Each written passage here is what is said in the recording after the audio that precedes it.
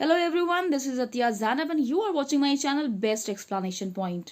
Today I'm going to continue synthesis of sentences for class 9 10th ICSE board. Synthesis पे मैं already एक video बना चुकी हूँ जिसमें मैंने आपको एक एक चीज़ बहुत क्लैरिटी से समझाई थी कि कैसे क्लास 9 10th ICSE बोर्ड में एक क्वेश्चन पूछा जाता है combine the following sentences without using and but so. फिर मैंने आपको बताया था कि जब दो सेंटेंसेस कंबाइन होके आते हैं वो या तो सिंपल बनते हैं या कंपाउंड बनते हैं या कॉम्प्लेक्स बनते हैं। तो ये कैसे पता चलता है कि दो सेंटेंस कंबाइन होकर सिंपल बन रहा है, कंपाउंड बन रहा है या कॉम्प्लेक्स बन रहा है? तो यही तो पूरा सिंथेसिस में पढ़ाया जाता है। ठीक है, तो सिंपल सेंटेंसेस मैंने आपको बताया था कि दो सेंटेंस को कंबाइन करके सिंपल तब बनता है जब आप कंजंक्शन नहीं यूज करते हो। तो जब कंजंक्शन नहीं यूज किया जाता है तो क्या किया जाता है? 6 अलग अलग मेथड्स का यूज किया जाता है। स्क्रीन पर आप देख सकते हो पार्टिसिपल का यूज, जर्नड का use and so on. In 6 methods पे मैंने लास्ट वीडियो में बहुत ही ल्यूसिडली एक्सप्लेनेशन दिया था विद एग्जाम्पल्स, और मैंने आपसे कहा था कि इसके एग्जाम्पल्स मैं नेक्स्ट पार्ट में लेके आऊंगी। तो इसी पार्ट में मैं डिस्कस करने जा रही हूँ इन 6 मेथड्स की हेल्प से हम कैसे सेंटेंसेस को कंबाइन करते हैं। So without wasting time let's get started. तो पहले मैं बता दूं कि अगर कोई स्टूडेंट डायरेक्ट इस वीडियो को देख रहा है सिंथेसिस को समझने के लिए तो आपको कुछ समझ में नहीं आने वाला है। पहले आप पार्ट 1 देखिएगा, तब आप पार्ट 2 पे आइएगा, क्योंकि बेस पूरा वहीं पर है। ठीक है, बेस पूरा वहीं पर है, एप्लीकेशन सिर्फ इस वीडियो में मैं आपको करा रही हूँ। ठीक है, तो प्लीज आप पहले पार्ट 1 देखिए, तब आप इस पे आइए। Now without wasting time let's get started.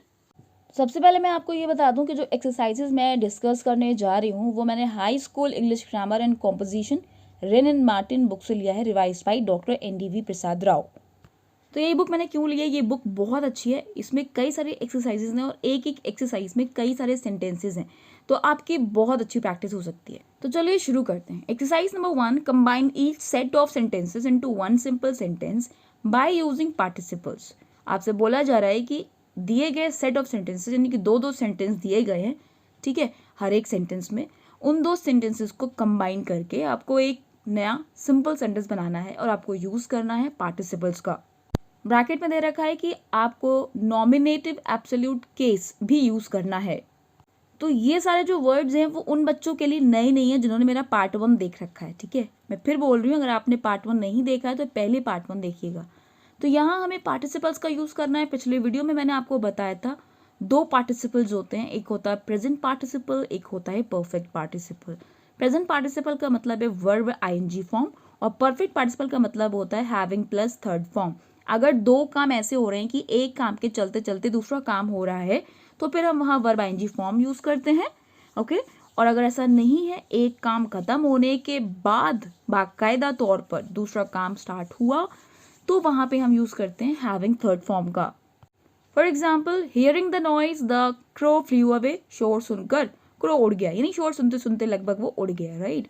लेकिन अगर सेंटेंस है she lost the ring she fainted, उसने रिंग खो दी वो बेहोश हो गई, तो रिंग खोते खोते कोई बेहोश नहीं होगा ना, रिंग खो दी बाकायदा, तो दूसरा काम जो बेहोश होने का हुआ वो इंडिकेट हो रहा है साफ साफ कि पहला काम खत्म होने के बाद। तो इस केस में हम लोग केवल वर्ब ING फॉर्म नहीं लगाते हैं, यानी कि प्रेजेंट पार्टिसिपल का यूज नहीं करते हैं, बल्कि हैविंग प्लस थर्ड फॉर्म का यूज करते हैं। तो आपका आंसर हो जाएगा having lost the ring she fainted. अब आपसे यहाँ पे present participle, perfect participle use करने के साथ साथ वो नॉमिनेटिव एब्सोल्यूट कंस्ट्रक्शन यूज करने को बोल रहा है।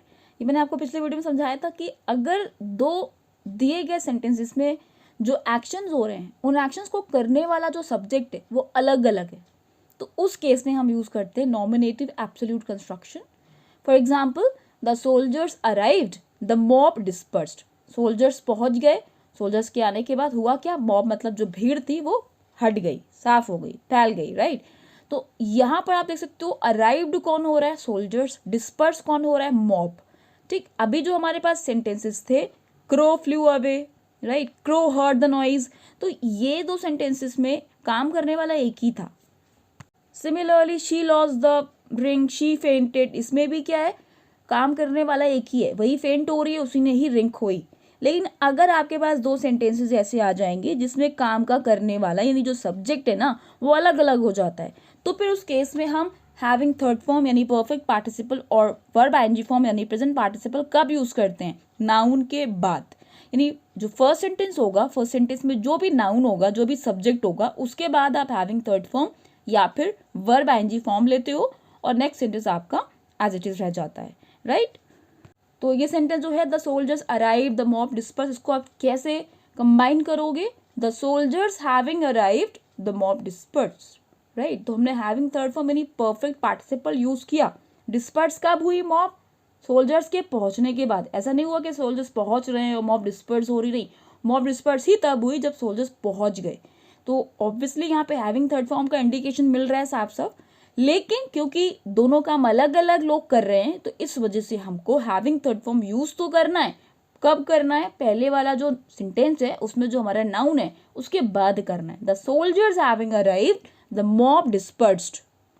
एक सेंटेंस और बताया था मैंने आपको लास्ट वीडियो में, the weather was fine he went for a walk, the weather being fine he went for a walk. तो यहाँ पे आप देख सकते हो वो वॉक के लिए गया, वेदर फाइन था। तो ये दोनों काम के करने वाले जो है वो अलग अलग है, एक जगह वेदर है एक जगह ही है। तो फिर हम यहाँ पे बीइंग का यूज तो कर रहे हैं लेकिन हम द वेदर के बाद करें, the weather being fine he went for a walk. तो यहाँ भी मैंने क्या यूज किया है, nominative absolute construction. Nominative absolute का मतलब ये होता है कि नाउन के बाद आप प्रेजेंट पार्टिसिपल या फिर हैविंग थर्ड फॉर्म यानी कि परफेक्ट पार्टिसिपल यूज करके और कॉमा लगा के नेक्स्ट सेंटेंस जब कंबाइन करते हो, इसे कहा जाता है we are using the nominative absolute construction. तो मैंने आपको रिवाइज करा दिया है, इसी चीज को मैंने बहुत ही डिटेल में समझाया था लास्ट वीडियो में।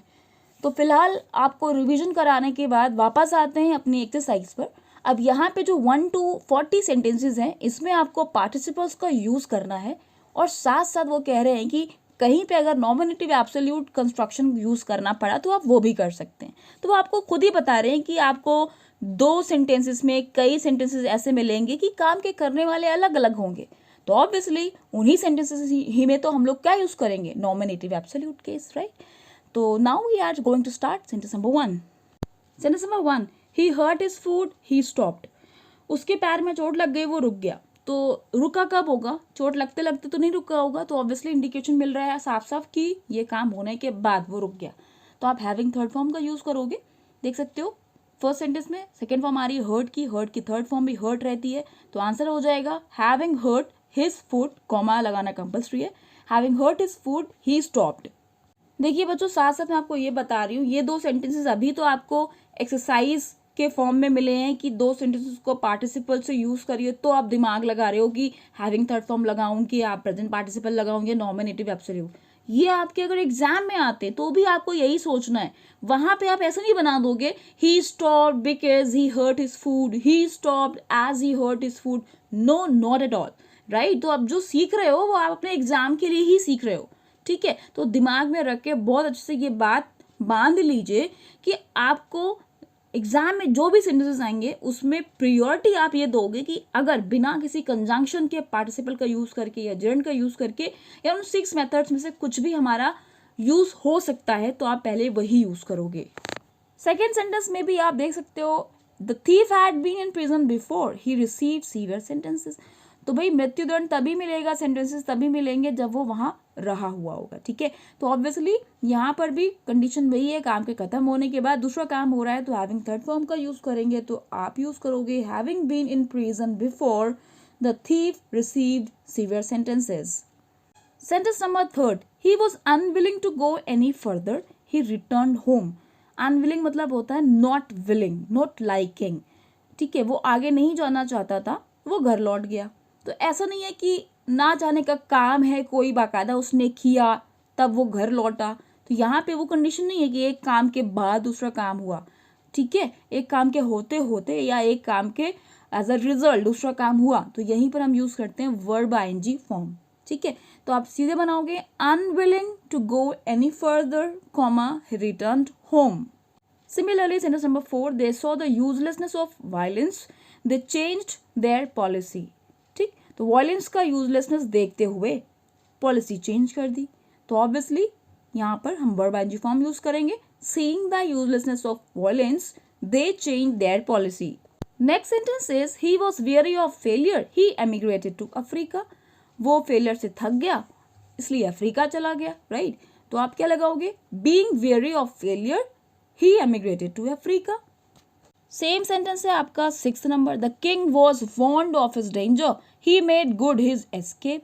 यानी किंग को डेंजर के प्रति वार्न किया गया, इसलिए वो वहां से चला गया। ठीक, तो दोनों ही काम द किंग कर रहा है, इस वजह से नॉमिनेटिव एब्सोल्यूट केस का कोई सीन ही नहीं है, तो आप सीधे यूज करोगे बीइंग का, right. Being warned of his danger, the king made good his escape. The next sentence is उसने बहुत सारा पैसा, सम ऑफ मनी मतलब काफी पैसा उसने गंवा दिया, उसके बाद उसने स्पेकुलेशन ही छोड़ दिया। स्पेकुलेशन कहते हैं सट्टेबाजी को, ठीक है। तो सट्टेबाजी क्यों छोड़ दी? Losing a large sum of money. ठीक, तो आंसर हो जाएगा losing a large sum of money he gave up speculation. Sentence number 8, I receive no answer, I knocked a second time. यानी मुझे आंसर नहीं मिला तो मैंने सेकेंड टाइम नॉक किया। इसका मतलब आंसर ना मिलने पर सेकेंड टाइम मैंने नॉक किया। तो receiving no answer, I knocked a second time. Next sentence is his wife encouraged him, he persevered. Persevered कहते हैं कंटिन्यू, मेहनत करना, ठीक है, लगन से। तो उसकी वाइफ ने उसको एनकरेज किया और उसने मेहनत करी। तो आप देख सकते हो दोनों एक्शन को करने वाला अलग अलग है, सब्जेक्ट्स अलग अलग है। हिज वाइफ है तो उधर ही है। तो ऐसे ही सेंटेंस में तो हम क्या यूज करते हैं? Nominative absolute construction. तो आपका आंसर हो जाएगा his wife having encouraged him, he persevered. तो हैविंग थर्ड फॉर्म क्यों यूज कर रही हूँ मैं हिज वाइफ के बाद? प्रेजेंट पार्टिसिपल क्यों नहीं यूज कर रही हूँ? क्योंकि परसिवियर यानी मेहनत करने का काम तभी किया होगा उसने जब उसकी वाइफ ने उसको एनकरेज कर दिया होगा, ठीक है।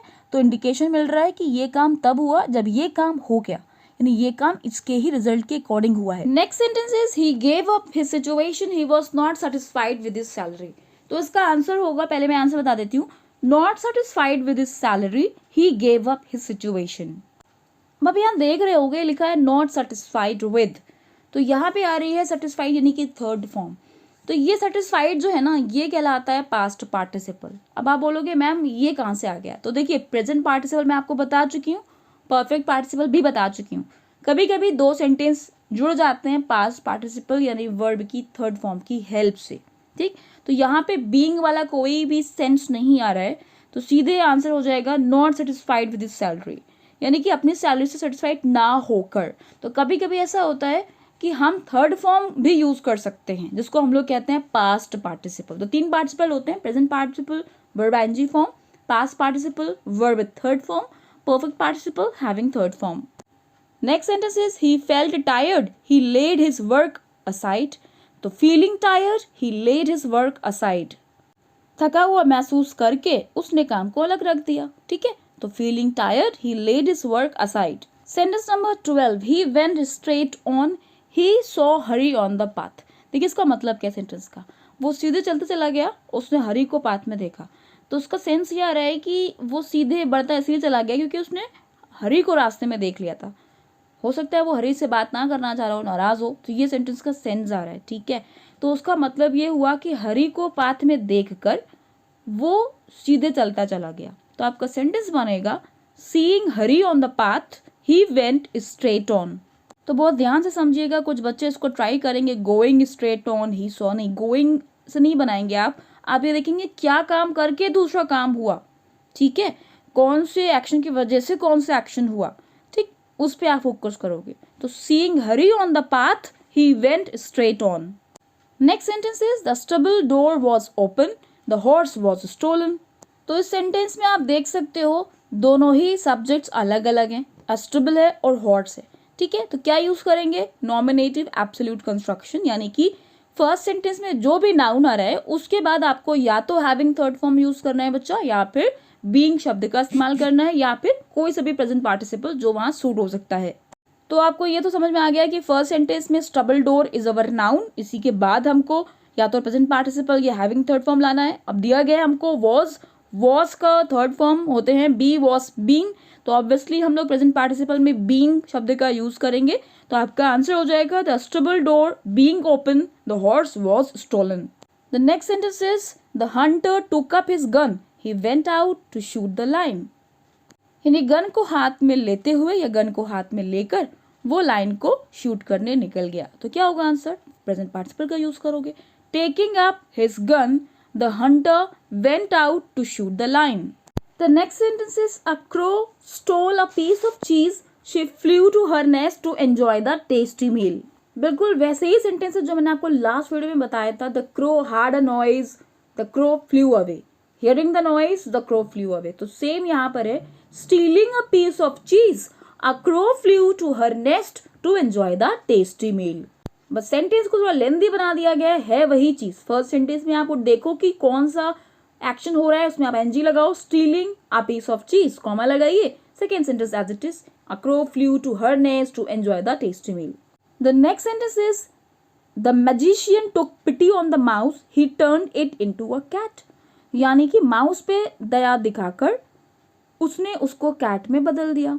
ठीक है, तो taking pity on the mouse the magician turned it into the cat.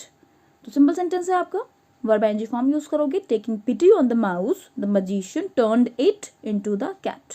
The next sentence is, a passenger alighted from the train, he fell over a bag on the platform.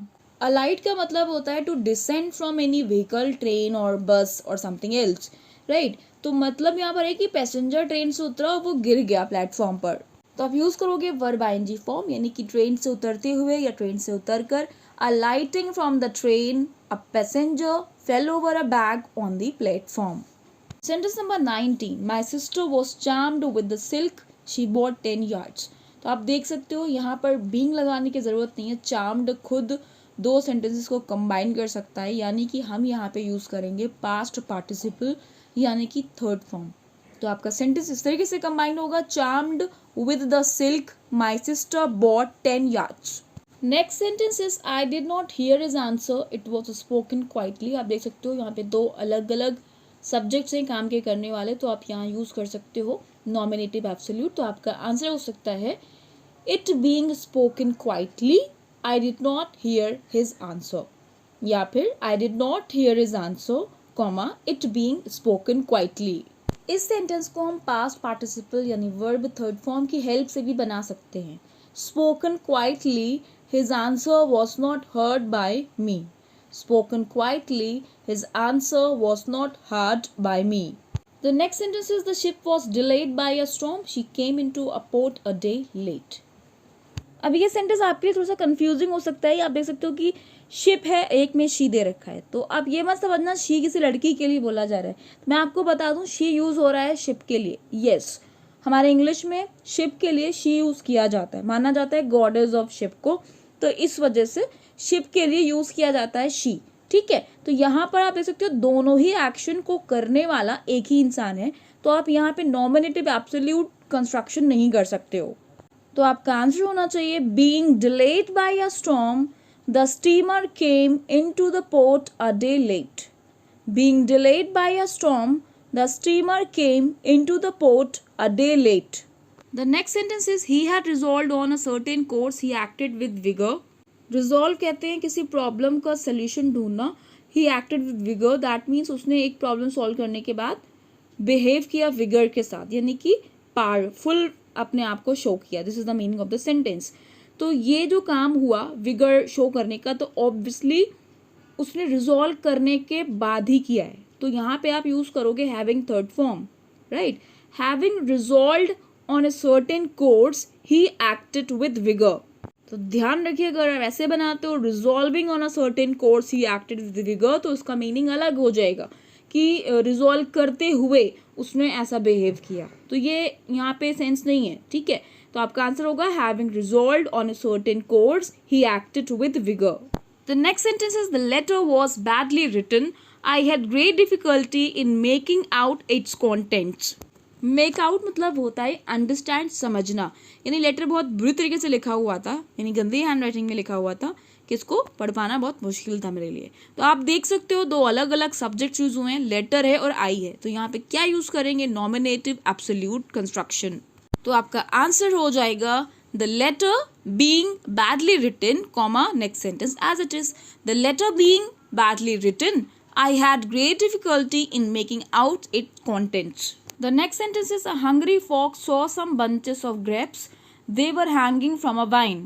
तो कभी कभी आपको ऐसे सेंटेंसेस दिए होंगे कि verb ING form यानी present participle जो भी यूज करना है वो ऑलरेडी दिया गया होगा सेंटेंस में। तो हैंगिंग, क्या हैंगिंग, ग्रेप्स हैंगिंग, तो आप फर्स्ट सेंटेंस बिल्कुल एज इट इज लिख दोगे, बस आप ग्रेप्स के आगे हैंगिंग फ्रॉम अ वाइन कर दोगे। तो आपका आंसर हो जाएगा, a hungry fox saw some bunches of grapes hanging from a wine.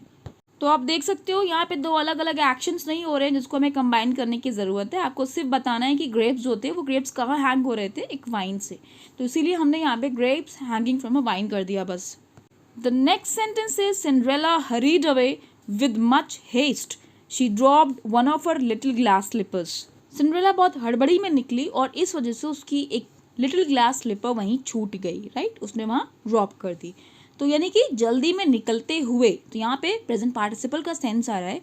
आप देख सकते हो वर्ब यूज हुई है हरीड, तो उसमें आईएनजी लगा दीजिए आप, तो आंसर हो जाएगा hurrying away with much haste, comma Cinderella dropped one of her little glass slippers. So hurrying away with much haste, Cinderella dropped one of her little glass slippers. तो आपको बस फर्स्ट सेंटेंस में ING लगाना होता है, next sentence जो होता है वो एज इट इज रहता है। बस हम क्या करते हैं, जो मेन नाम होता है उधर वो इस सेंटेंस के आगे लगा देते हैं। शी की जगह आपका क्या आ जाएगा, Cinderella. The next sentence is I was walking along the street one day I saw a dead snake. एक दिन मैं स्ट्रीट के किनारे टहल रहा था, मैंने एक स्नेक देखा। तो बस स्ट्रीट के किनारे टहलते हुए मैंने एक स्नेक देखा, this is the sense. Walking along the street one day I saw a dead snake.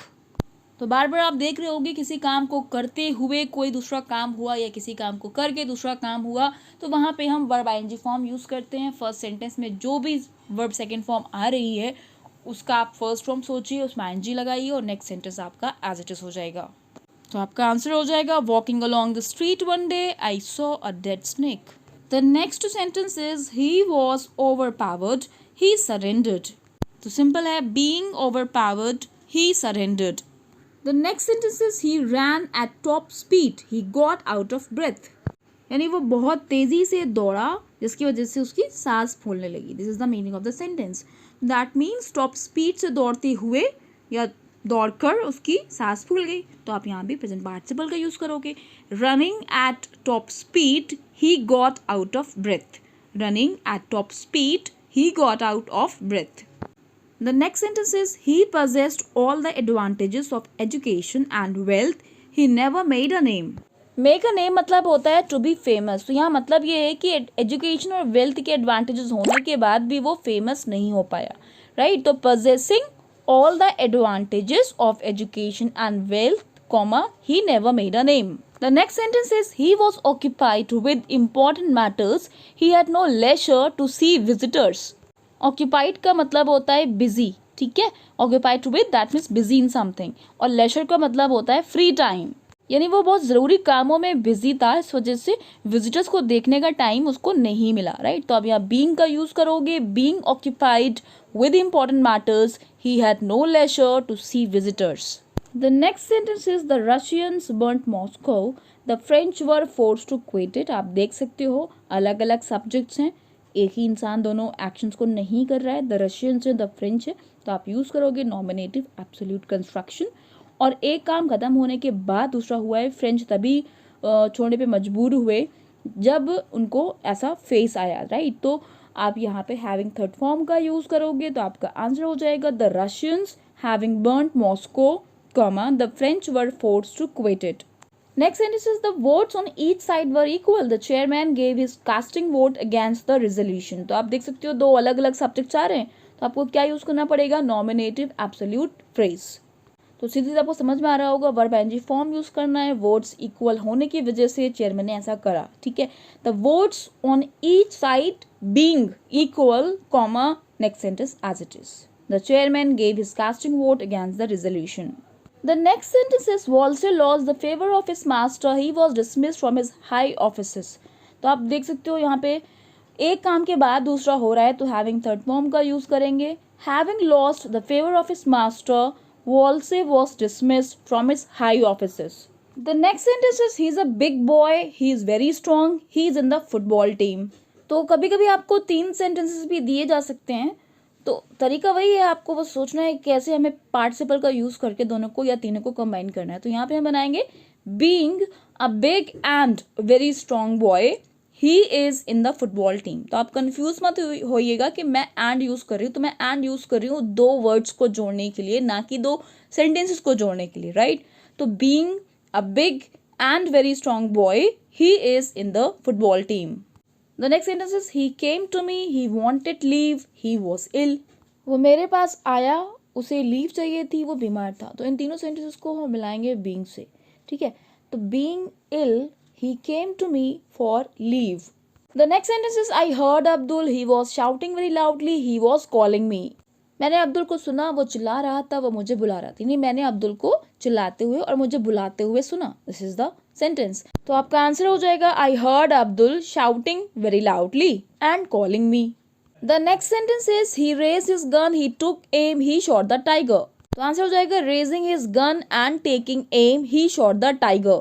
तो आप देख रहे होगे तीन सेंटेंसेस जहां भी आ रहे हैं हम जोड़ पार्टिसिपल से ही रहे हैं, बस दो एक्शंस को एंड के साथ कंबाइन कर रहे हैं। Next sentence is he could not eat hard food, he was very old, he had lost his teeth. तो अब यहाँ पे देख सकते हो तीन सेंटेंसेस अगेन दिए गए हैं और किसी ओल्ड मैन की बात हो रही है। बताया जा रहा है कि ही वॉज वेरी ओल्ड, पहली चीज ये बताई जा रही है। दूसरा he had lost his teeth. तो यहाँ पे हम present participle and perfect participle दोनों का यूज करेंगे। क्यों? क्योंकि एक जगह दे रखा है ही वॉज वेरी ओल्ड और एक जगह दे रखा है हैड लॉस्ट, ठीक है। तो इंडिकेशन साफ साफ मिल रहा है। इस तरीके से बनाएंगे being very old and having lost his teeth, he could not eat hard food, right? तो being very old present participle use किया है, having lost हमने perfect participle यूज किया है। Next sentence is I have told you the facts, I have nothing more to say, I will sit down। तो यहाँ पे आप perfect participle का यूज करोगे, having told you the facts and having nothing more to say, I will sit down। ठीक है, तो आपने हैविंग थर्ड फॉर्म को यूज किया और दूसरे एक्शन को एंड से कंबाइन किया। Having told you the facts and having nothing more to say, I will sit down. The next sentence is I was returning home, I saw a man, he looked very ill, he was lying by the road side. तो answer हो जाएगा returning home, I saw a man looking very ill and lying by the road side. ठीक है, returning home, I saw a man looking very ill and lying by the road side.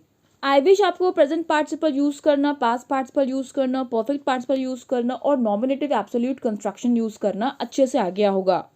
इसके बावजूद इन 40 sentences में अगर आपको किसी भी sentence में स्टिल कोई प्रॉब्लम फेस आ रही है, आपको लग रहा है कि मैम क्या ऐसे बना सकते हैं या यही क्यों है इसका आंसर, तो आप उससे कमेंट बॉक्स में अगेन पूछ सकते हैं।